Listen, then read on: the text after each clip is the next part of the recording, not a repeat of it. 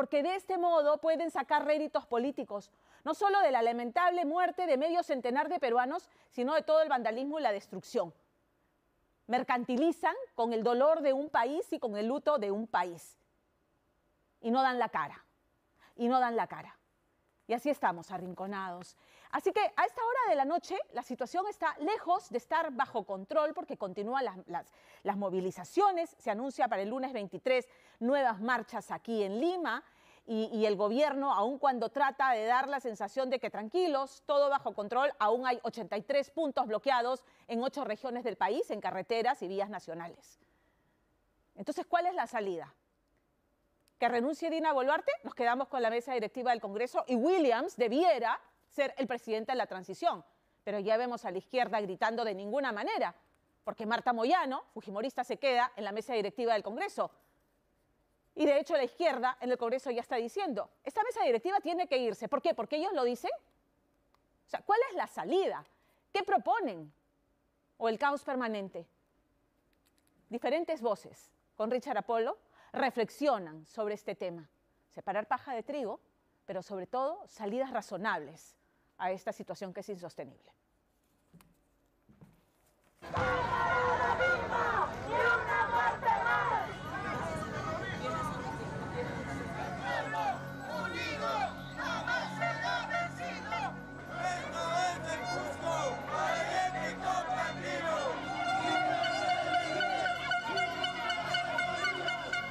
Esto es una marcha de las poblaciones del sur, inclusive de comunidades campesinas que reivindican la postergación y la ausencia del Estado. Por eso vienen hasta Lima para hacerse escuchar. Entendamos ese mensaje de la población.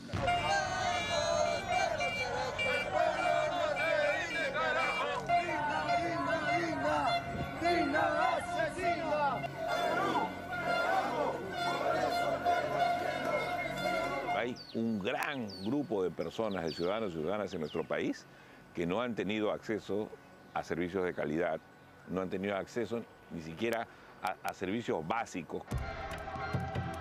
Lo vivido estos últimos días en el país, lo que vuelve a poner sobre el tapete, son dos cosas claras que han acompañado las protestas desde que estas empezaron en diciembre pasado.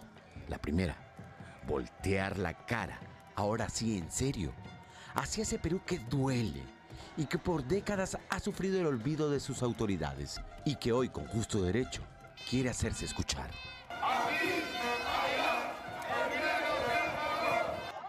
La segunda cosa es que las protestas también han permitido ver cómo a través de infiltrados, algunos grupos aprovechan esa justa protesta de la población para crear el caos, incertidumbre y sobre todo, terror, con tal de lograr que sus intereses particulares triunfen, al parecer, a cualquier costo.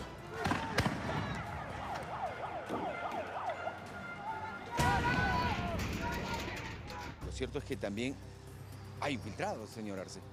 Y eso no hay que ser muy inteligente para ver que hay gente que se está aprovechando.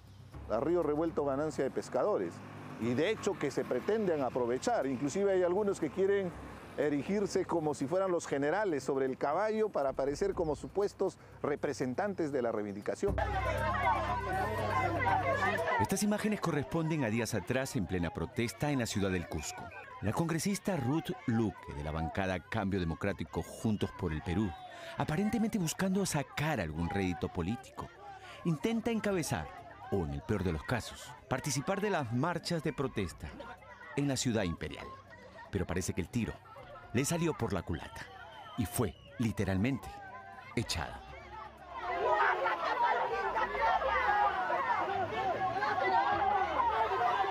¿Qué clase de personas son ustedes? ¡Por Dios! ¡Sigrid Vacadora! ¡Vacadora! ¡Sigrid Vacadora! La misma suerte, pero esta vez en la ciudad de Huánuco, corrió su compañera de bancada Sigrid Pazán, a quien al parecer de nada le sirvió el megáfono que había llevado para de seguro unirse a la marcha. ¡Eres responsable de esta crisis, Vacadora! Sin entender que una de las plataformas de lucha de ese pueblo que reclama el olvido sufrido por décadas es que el actual Congreso de la República adelante elecciones lo más pronto posible y de esa forma todos los parlamentarios se vayan a su casa. Es verdad, el Congreso parece estar de espaldas a lo que está sucediendo hoy en día. Y como usted dice, nos seguimos matando entre peruanos. Entonces, ¿qué reflexión al Congreso? O sea, ahorita, señor Arce, ¿qué hacer? Que dejen su fiebre de verano, que dejen de estar disfrutando vacaciones, se les paga para que trabajen. Esta semana deberían autoconvocarse en el Congreso de la República y aperturar la siguiente legislatura para que se apruebe de una vez el adelanto de elecciones, inclusive ser un poco más intrépidos y ofrecerle al país un desprendimiento, que el adelanto de elecciones sea para este año 2023, así de simple. Un adelanto de elecciones que la propia mandataria Dina Boluarte parece haber entendido que no puede esperar hasta el 2024, sino realizarse este año 2023. Sin embargo, para muchos, como el periodista Fernando Vivas, una, entre comillas, válvula de escape inmediata buscando que la violencia que desata la mezcla de demandas sociales justas y el aprovechamiento de personas y grupos con intereses particulares es que Boluarte dé un paso al costado y renuncie al cargo. Pues aquello también dice obligaría a los congresistas a adelantar las elecciones para este 2023. No sería una solución a largo plazo, pero sí sería una solución inmediata que sí aplacaría. Ahora, claro, hay el gran riesgo de que cualquier próximo gobierno va a ser débil porque sabe que la protesta tiene ya la experiencia que con unos cuantos días de paralización, movilización, bloqueo de carreteras y disturbios pueden tumbarse a un presidente. Llamo al diálogo, llamo a la calma y conversemos y dialoguemos para traer la calma, la paz, la unidad y el desarrollo de la patria. El llamado de la presidenta se ha convertido en un discurso vacío. No hay ni Estado de Derecho, no hay diálogo. Y creo que eso es imposible reconstruir estando la señora Dina Boluarte en el gobierno. Tiene que renunciar. Creo que el peso de la realidad le va a exigir. Ojalá, Dios quiera, sin costo adicional. En esa línea, el ex candidato presidencial Johnny Lescano señala que la experiencia vivida en el 2001, tras la caída de Alberto Fujimori, con un gobierno de transición como el que encabezó entonces Valentín Paniagua, podría ser hoy en día una alternativa política frente a lo que considera ha sido un manejo político ineficaz por parte de Dina Boluarte frente a las protestas sociales. Y la experiencia del pasado, obviamente, dice que se tiene que elegir en estas circunstancias difíciles, más o menos similares al del 2001, tiene que haber una persona de transición elegida con el mayor respaldo, quizás no es unánime, con el mayor respaldo del Congreso. Hay un 80% del país que desaprueba a Dina Boluarte. En su mensaje a la Nación ella tiene que hablar para ese 80%, pero ella habla para ese 20%, incluyendo a las Fuerzas Armadas y la policía para que la defiendan. Y ella habla de firmeza para una Lima asustada por la supuesta toma de las regiones, cuando en realidad lo que hemos visto en las marchas hasta ahora es muy probablemente más presencia y radicalidad de limeños.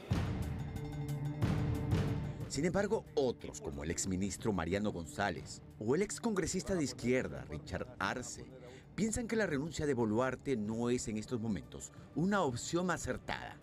Ambos son de la idea de que, por el contrario, lo que la mandataria debería hacer es reconducir sus acciones y replantear, por ejemplo, su gabinete, con una visión más política que permita tender puentes en busca de soluciones reales y lograr frenar de esa forma a quienes en medio de protestas justas quieren sacar provecho a río revuelto.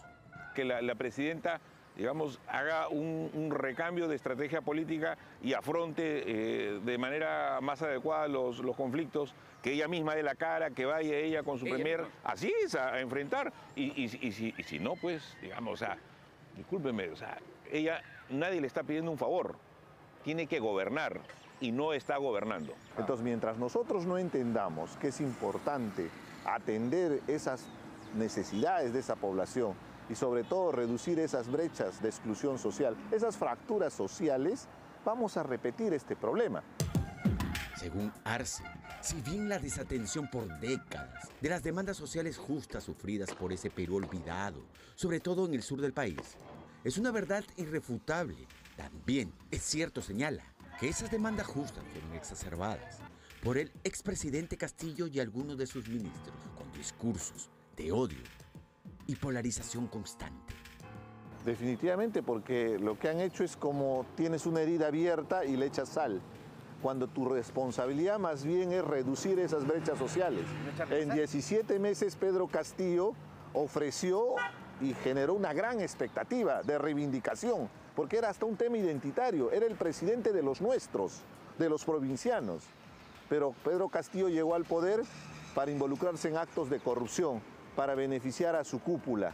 No hizo ningún proyecto de reivindicación.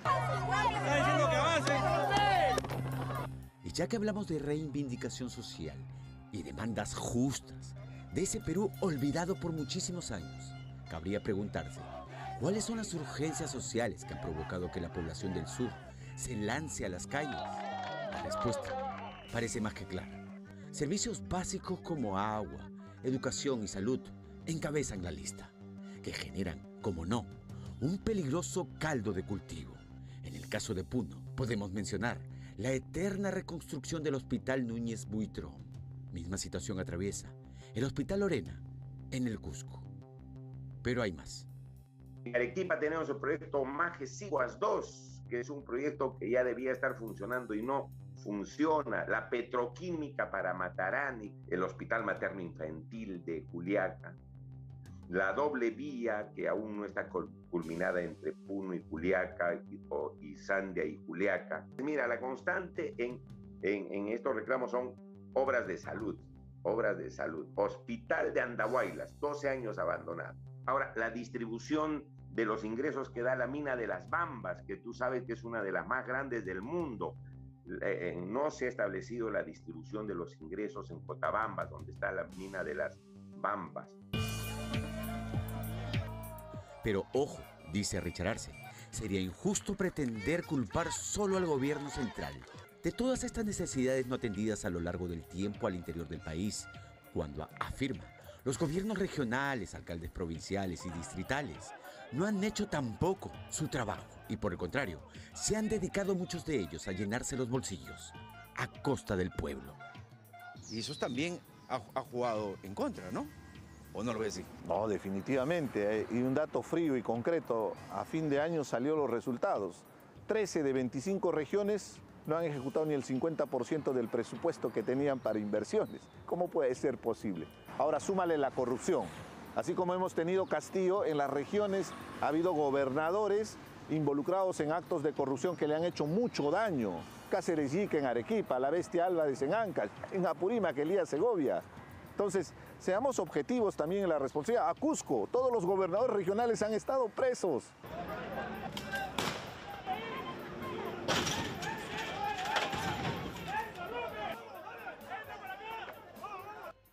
Estas imágenes de la intervención policial de ayer sábado en busca de manifestantes al interior de la Universidad San Marcos debería ser el punto de quiebre para que ambos lados del conflicto se sienten a conversar en diálogo verdadero y franco, en medio de la tempestad, buscando salidas viables y reales. Una tarea en la que tiene mucho que ver el accionar de los congresistas de la República, tanto los llamados de izquierda como derecha, que sin condicionamiento alguno, deben entender que por encima de sus intereses hay un pueblo harto de su accionar y harto que una demanda como el adelanto de elecciones para este año no se concrete de una vez por todas.